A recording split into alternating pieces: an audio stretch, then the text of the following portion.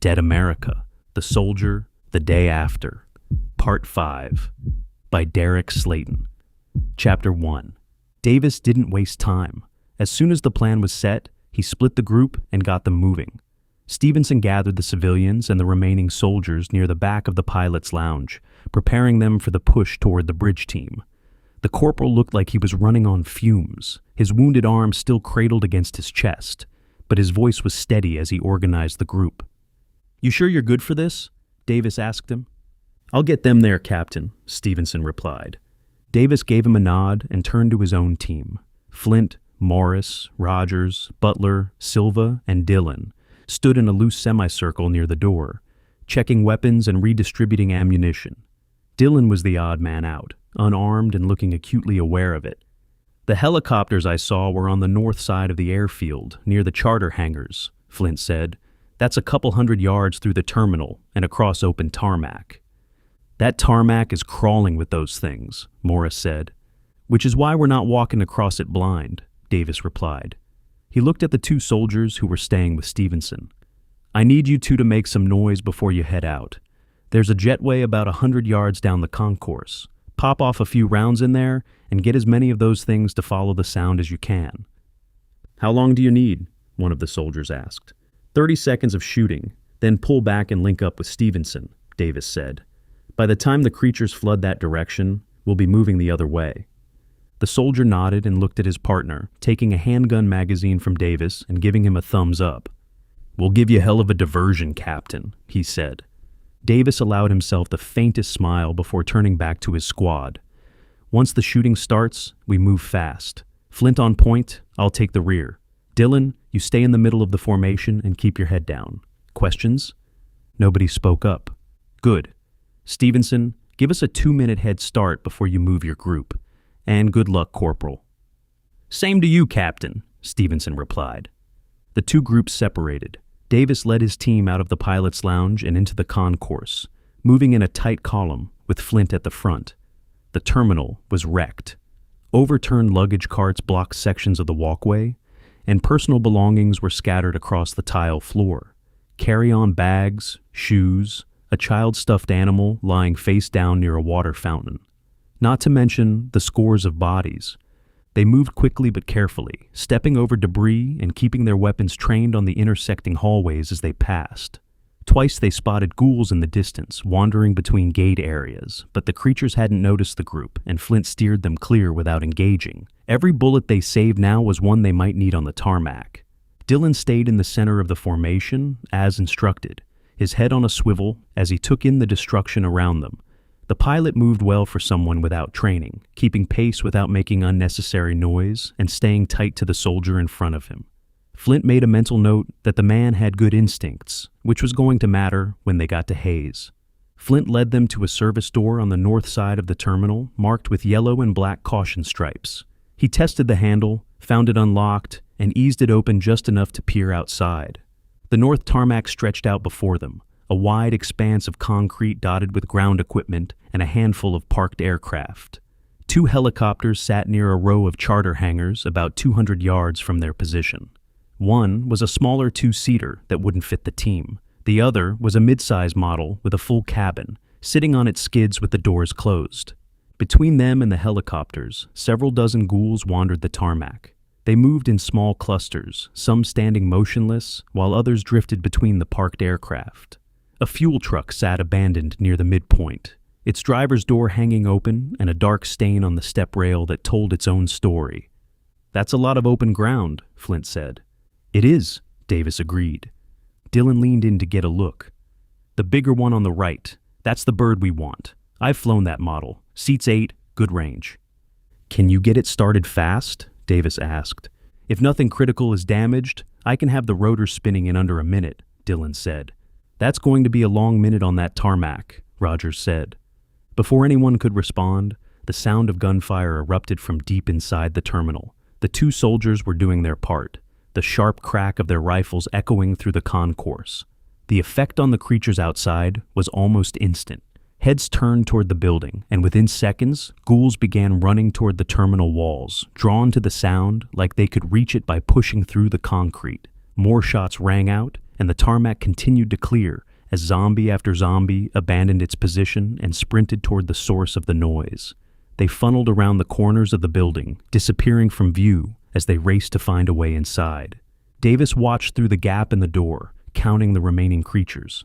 After 15 seconds of sustained gunfire, the tarmac between their position and the helicopters had thinned considerably. A handful of stragglers lingered near the far end of the hangars, but most of the ghouls had abandoned the open ground to chase the sound. "That's as good as it's going to get," Davis said. He looked at each member of his team, making eye contact one at a time. "Stay together, move fast, and don't stop for anything. Go!" He threw the door open and the team burst onto the tarmac, sprinting toward the helicopters. Flint set the pace, his boots pounding against the concrete as he scanned ahead for movement. The open ground felt exposed in a way that made every nerve in his body fire at once. No cover, no concealment, nothing between them and the creatures except distance and speed. The abandoned fuel truck sat at the halfway point, and Flint used it as a mental marker, counting down the yards as they closed the gap. They passed the truck at a full sprint, the halfway point behind them. The helicopter was getting closer, its outline sharpening as they ate up the remaining distance. For a brief moment, Flint allowed himself to think they might make it without a fight. They were 100 yards out when that hope died.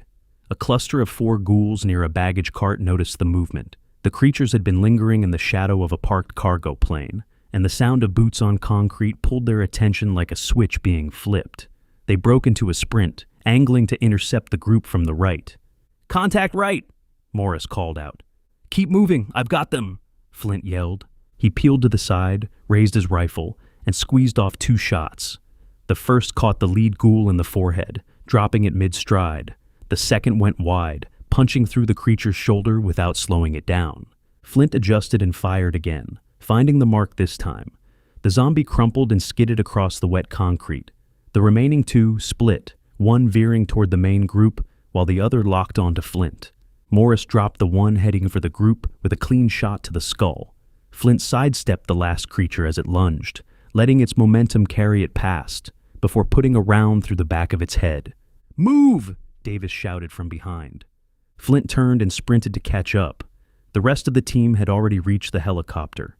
Dylan was in the cockpit, his hands flying across the controls with the speed of someone who had done this more times than he could count. The rotors began to turn, slowly at first, then accelerating as the engine caught and whined to life. "Get in!" Dylan yelled over the building noise. The soldiers piled into the cabin. Butler and Silva took positions near the open side door, while Davis climbed into the co-pilot's seat. Flint, Morris, and Rogers squeezed into the rear.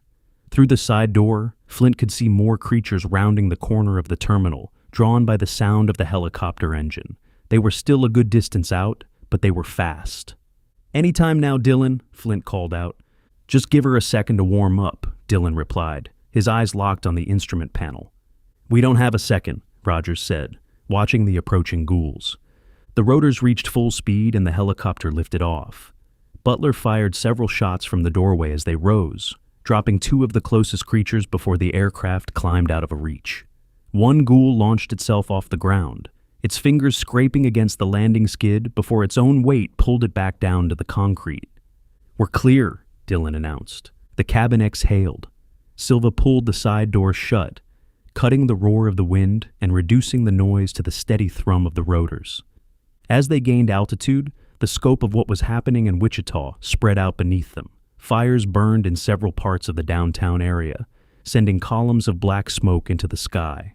On one of the bridges over the floodway, Flint could see muzzle flashes and the tiny shapes of soldiers fighting to hold a barricade against a press of bodies that stretched back for blocks. The defensive line they had driven through just hours earlier looked thinner than before, the soldiers spaced further apart and the barricades showing signs of strain. In the streets below, cars sat abandoned at intersections and figures ran between buildings, though from this height it was impossible to tell the living from the dead. A large building near the city center had smoke pouring from its upper floors, and Flint could make out small shapes on the roof, waving at the helicopter as it passed overhead. "Those people on the roof," Rogers said. "I see them," Davis replied.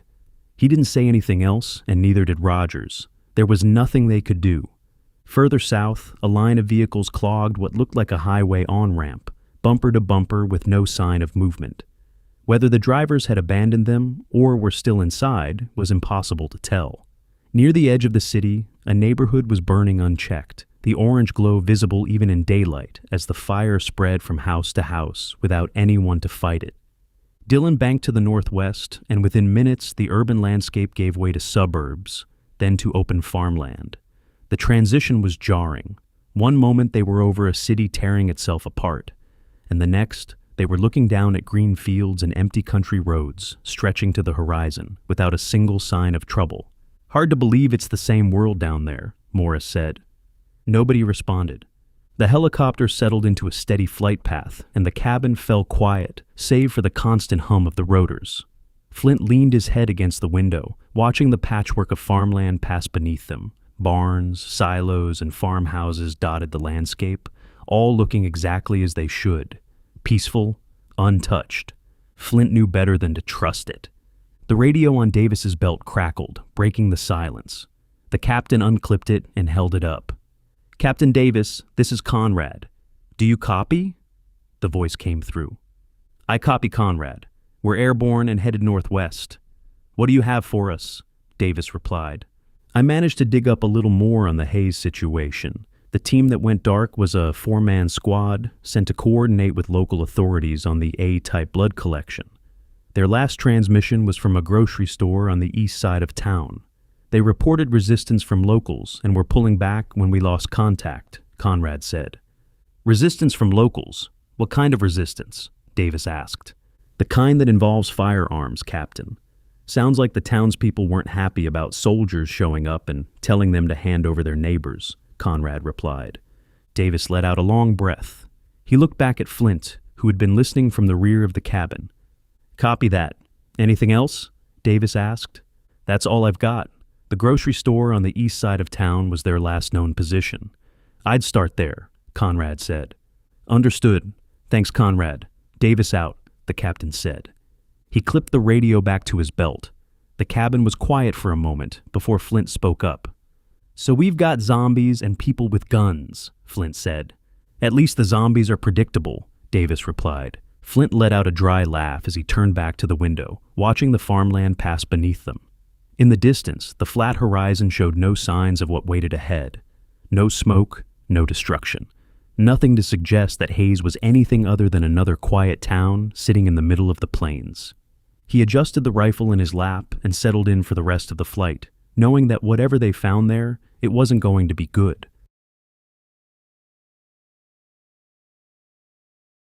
Chapter 2.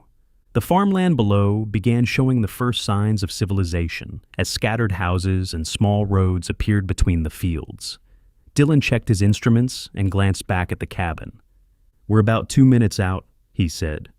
Davis leaned forward in the co-pilot seat, scanning the landscape ahead.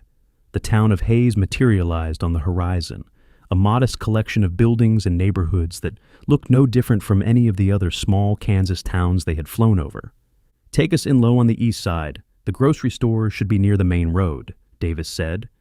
Dylan nodded and adjusted their approach, dropping altitude as they crossed over the outer edge of town. From the air, things looked calm. Streets were mostly empty, a few cars sat idle at intersections, and nothing appeared out of place at first glance. That changed as they neared the grocery store. Flint spotted it first. A large single-story building with a flat roof, sitting at the corner of a shopping area with a sprawling parking lot. Several vehicles were scattered across the lot, but 2 of them stood out. A pair of military SUVs sat near the front entrance, their doors hanging open. Even from altitude, Flint could see the dark stains on the pavement around them. "Captain," Flint said, pointing down. Davis followed his finger, and his jaw tightened at the sight. "Take us down, Dylan. Put us in the lot, far side from the building." Dylan banked the helicopter and began his descent, angling toward the open section of the parking lot that was furthest from the store entrance. The rotors kicked up loose debris from the asphalt as they dropped lower, sending paper and plastic bags swirling in every direction. They were 10 feet off the ground when the first shots rang out. A bullet punched through the lower section of the cockpit door, sending a spray of plastic and metal fragments into the cabin. Dylan flinched hard but kept his hands on the controls as a second round cracked against the windshield, spiderwebbing the glass but not penetrating. "We're taking fire!" Dylan shouted. "Put us down now!" Davis ordered. Dylan didn't argue. He dropped the helicopter the remaining distance, the skid slamming against the asphalt with enough force to rattle everyone's teeth. More gunfire followed, rounds pinging off the fuselage and punching holes through the thin skin of the aircraft. "Everybody out!" Davis yelled.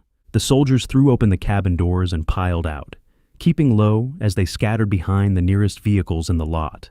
Flint grabbed Rogers by the vest and pulled him behind a sedan as a bullet ricocheted off the pavement where the private had been standing a half-second earlier. Behind them, Dylan powered the helicopter back up.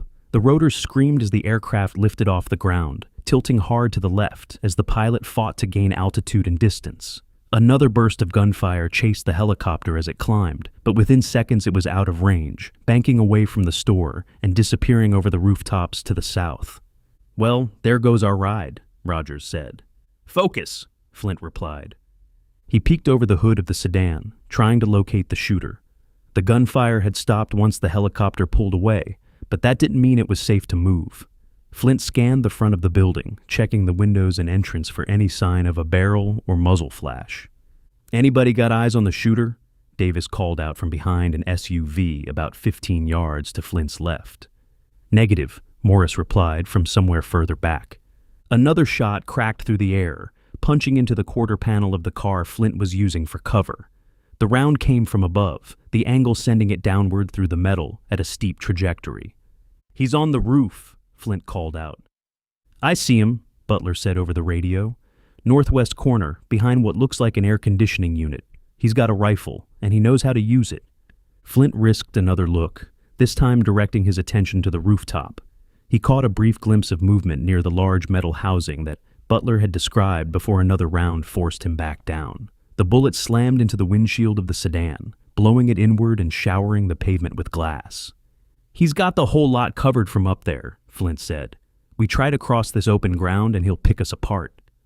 Davis was quiet for a moment, working through their options. The parking lot offered decent cover thanks to the scattered vehicles, but the shooter's elevated position meant that any attempt to approach the front of the store would put them in a kill zone. "Flint, can you and Rogers work your way around to the back of the building?" Davis asked. "If we stay behind the cars and use that strip mall to the south as cover, yeah, I think we can get there," Flint replied. "Do it. Morris, Butler, Silva, you're with me. We're going to keep this guy's attention on the front of the store. Give him something to shoot at," Davis ordered. "Copy that," Morris replied. Davis popped up from behind his SUV and fired 3 rounds toward the rooftop. The shots weren't aimed to kill, just to force the shooter to duck and keep his focus forward. Morris and Butler joined in, spacing their shots to create a steady stream of suppressive fire from multiple positions. Flint tapped Rogers on the shoulder, and the two of them began moving, staying low as they worked their way south through the rows of parked cars. The vehicles provided a corridor of cover that kept them out of the shooter's line of sight, though Flint could still hear rounds cracking overhead as the man on the roof traded fire with Davis and the others. They reached the edge of the parking lot and darted across a short stretch of open ground to the strip mall that ran along the south side of the shopping area. The storefronts were dark and their doors locked, but the awning that stretched across the front of the building provided concealment from the rooftop. Flint and Rogers moved quickly along the strip mall, reaching the far end where a narrow alley separated it from the grocery store. Flint pressed his back against the wall and peered around the corner. The rear of the grocery store was a loading dock with a raised concrete platform and a pair of roll-up doors. A delivery truck sat backed up to one of the bays, its rear doors hanging open. There was no movement and no sign of anyone guarding the back of the building. "Looks clear," Flint said. "How do we get up to the roof?" Rogers asked. Flint scanned the back of the building and spotted a metal service ladder bolted to the wall on the far side of the loading dock. It ran from the ground all the way up to the roof, the kind of permanent fixture that maintenance crews use to access rooftop equipment. "There," Flint said, pointing to the ladder. They crossed the alley at a run, vaulting up onto the loading dock and moving along the platform toward the ladder. The gunfire from the front of the store continued, muffled by the bulk of the building between them and the firefight. Flint slung his rifle across his back and grabbed the first rung of the ladder. The metal was cool under his hands as he climbed, moving as quickly as he could while trying to keep the noise to a minimum. Rogers followed close behind, the latter groaning under their combined weight. As Flint neared the top, he slowed down and carefully raised his head above the edge of the roof. The flat surface stretched out before him, dotted with air conditioning units, ventilation pipes, and puddles of standing water from the recent rains. Near the northwest corner, about 40 yards from his position, the shooter was crouched behind a large metal housing with his rifle propped on top of it, focused entirely on the parking lot below. Flint pulled himself over the edge and onto the roof, dropping to a crouch and bringing his rifle up. Rogers was beside him a moment later, his weapon trained on the shooter's position. They began moving across the roof, using the scattered equipment for cover as they closed the distance. The surface was covered in loose gravel that crunched softly under their boots, but the steady crack of the shooter's rifle masked whatever noise they made. At 20 yards, Flint got a clear look at the man. He was middle-aged, wearing jeans and a flannel shirt with the sleeves rolled up. A baseball cap sat backward on his head, and a box of ammunition was open on the ground beside him. He fired another round toward the parking lot, the rifle kicking against his shoulder before he worked the bolt and chambered another round.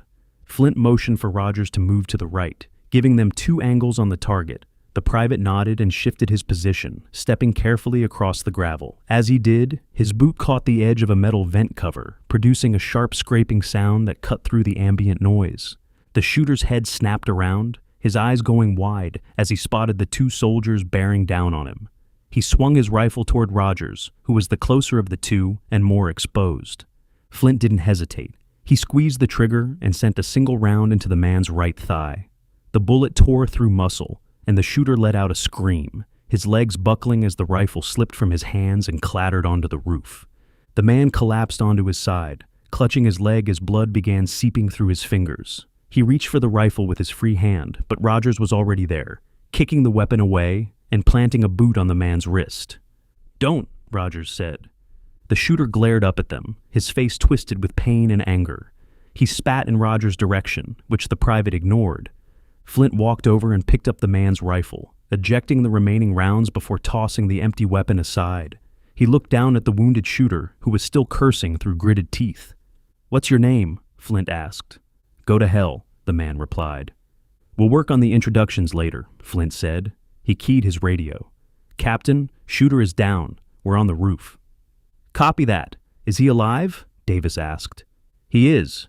Took one in the leg," Flint reported. "Good. Bring him inside. We need to have a conversation with him," Davis replied. Flint looked at the man on the ground, who was still clutching his leg and breathing hard. The wound was bleeding steadily, but didn't appear to have hit the artery. He would live, which was the point. "Can you walk?" Flint asked. "You shot me in the leg. What do you think?" the man snapped. "I think you were shooting at us from a rooftop, so I'd say you got off light," Flint replied. "Now Rogers here is going to help you to the ladder, and you're going to cooperate. Or I can leave you up here for those things to find when they come through town. Your call." The fight drained from the man's face as the reality of his situation set in. He looked between the 2 soldiers before giving a reluctant nod. Rogers hauled him to his feet, draping the shooter's arm over his shoulder to support his weight as they made their way back toward the service ladder. Getting the wounded man down the ladder was slow and painful, but they managed it without incident. Flint went first, then helped guide the shooter's feet onto each rung as Rogers lowered him from above. By the time they reached the loading dock, the man's face was pale and slick with sweat. They moved through the loading dock and into the back of the store, navigating through a stockroom filled with pallets of merchandise before pushing through a set of double doors into the main retail floor. The store's interior was dim, with only some of the overhead lights still functioning. Aisles of groceries stretched out in orderly rows, looking untouched despite the violence that had erupted outside. Davis and the others were already inside, having entered through the front once the shooting stopped. The captain stood near the checkout area, with Morris and Butler flanking him. Silva was posted at the front windows, keeping watch on the parking lot. Several civilians were scattered throughout the front of the store, some standing near the registers and others lingering in the aisles. Most of them looked frightened, their eyes darting between the soldiers and the wounded man being dragged in from the back. A few of them had expressions that were harder to read, something between hostility and resignation. Flint and Rogers brought the shooter to the front and sat him down against the end of a checkout counter. The man winced as his wounded leg straightened out in front of him, a fresh streak of blood smearing across the tile floor. Davis stepped forward, looking down at the man with an expression that left no room for negotiation. "All right, let's start with your name," Davis said. The man stared up at the captain for a long moment before the pain and exhaustion wore through his defiance. "It's Ralph," he said. "Well, Ralph, you and I are going to have a long talk about what happened to my soldiers." Chapter 3. Ralph sat against the checkout counter, his wounded leg stretched out in front of him and his face tight with pain. Blood had pooled beneath his thigh, spreading slowly across the tile in a dark semicircle. Davis stood over him, while Flint and Rogers remained close, their weapons lowered, but accessible. The civilians in the store had gathered closer, drawn by the sight of the wounded man being brought in from the back. There were about a dozen of them, a mix of store employees in their branded aprons and customers who had apparently been inside when everything went sideways. Most kept their distance, watching the soldiers with wary expressions. A couple of them, a heavyset man in a hunting vest and a woman standing beside him, looked like they had more to say than they were letting on. The man in the vest took a step forward, pointing at Davis. "You can't just come in here and start shooting people." "He was shooting at us," Davis replied, without looking at the man. "Because you're not supposed to be here," the woman added. "This is our town." Morris shifted his weight, angling himself toward the vocal pair. He didn't raise his weapon, but his posture made it clear that they needed to stay where they were. The man in the vest noticed and took a half step back, though his expression didn't soften. The tension was broken when a young woman pushed through the small crowd, moving with purpose toward Ralph. She was in her late 20s, with dark hair pulled back in a ponytail and a store apron tied around her waist. Her name tag read, Mandy. She knelt beside Ralph without a word, pulling back the blood-soaked fabric of his jeans to examine the wound. Ralph winced as she probed the area around the entry point, his hands gripping the base of the counter.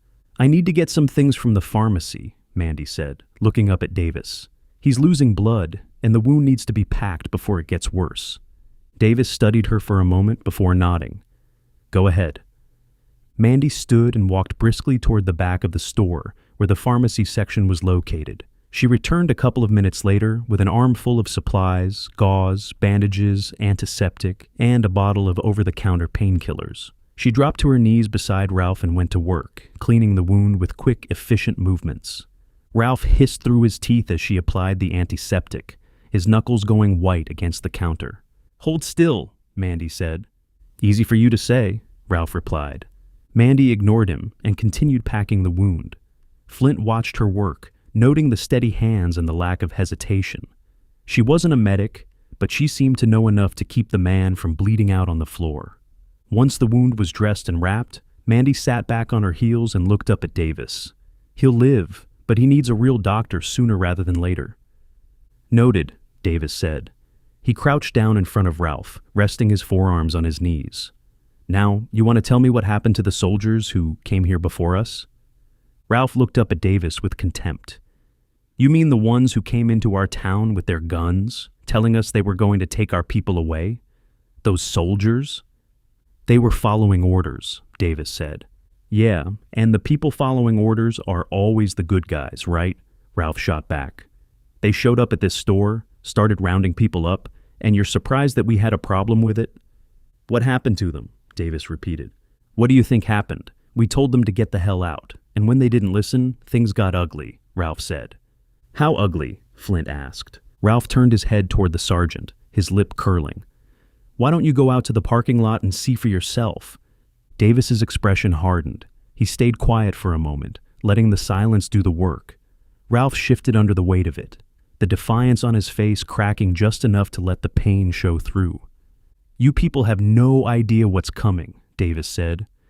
"The reason those soldiers were collecting people with A-type blood is because every single one of them is going to get sick. And when they die, they're going to turn into one of those things out there. Every last one of them." "That's government bullshit," Ralph spat.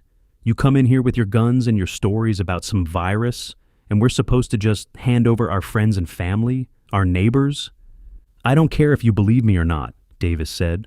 "But those soldiers were trying to save lives, and now I need to know where they are." Ralph let out a bitter laugh. Save lives. That's rich coming from the people who probably caused this mess in the first place. Where are the soldiers, Ralph? Davis pressed.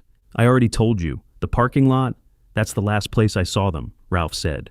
He leaned his head back against the counter and stared at the ceiling. We didn't kill them if that's what you're asking. We roughed them up and told them to leave.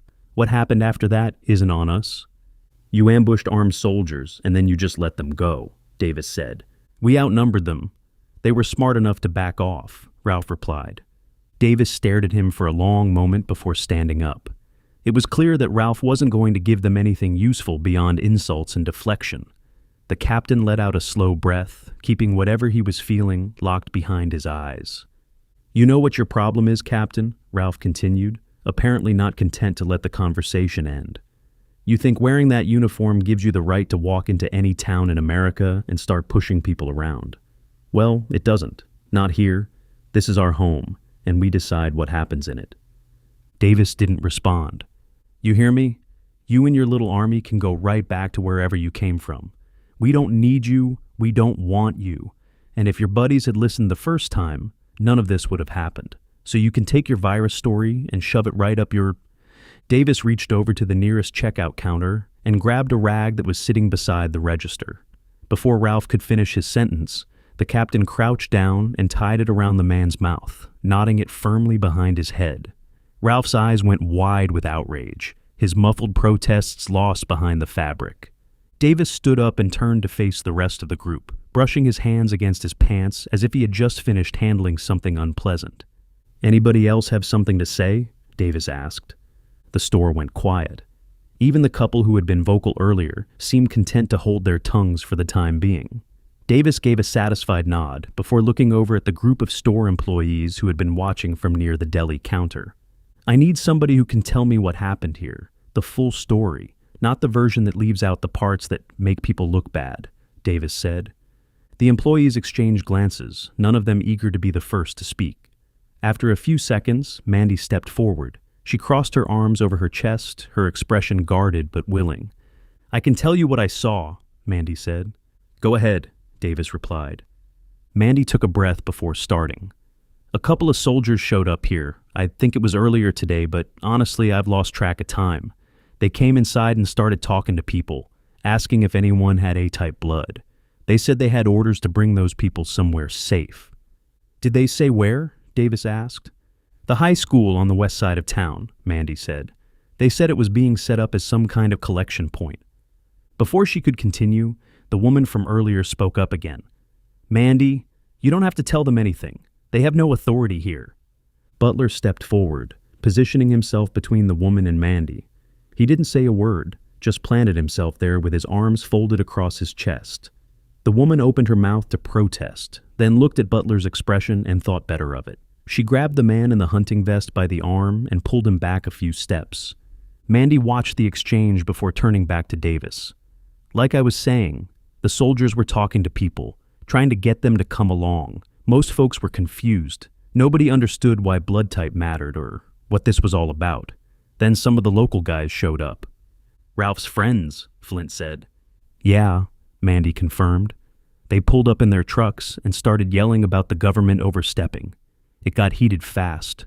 The soldiers tried to calm things down, but these guys weren't interested in talking. They surrounded them in the parking lot. There was a lot of shoving, and then somebody threw a punch. After that, it just fell apart. Were the soldiers armed? Davis asked. They had sidearms, but they never drew them. I think they were trying not to make it worse, Mandy said. The locals took their weapons and told them to leave. Last I saw, the soldiers were walking toward the east end of town. On foot? Flint asked. Their vehicles got blocked in. The guys moved trucks behind them so they couldn't back out, Mandy said. Davis looked over at Flint, the same thought passing between them. Disarm soldiers on foot in a town with an active outbreak was about the worst situation imaginable. And what about the people with A-type blood? Davis asked. Where did they end up? Some of them went to the high school on their own after hearing what the soldiers said. Others stayed put, and a few... Mandy trailed off, glancing at Ralph before continuing. A few of them got rounded up by the locals and taken to the school anyway. Not to be protected, though. They were convinced the government had done something to them. like they were carriers of whatever's making people sick. They wanted them separated from everyone else. "How many people are at the school?" Davis asked.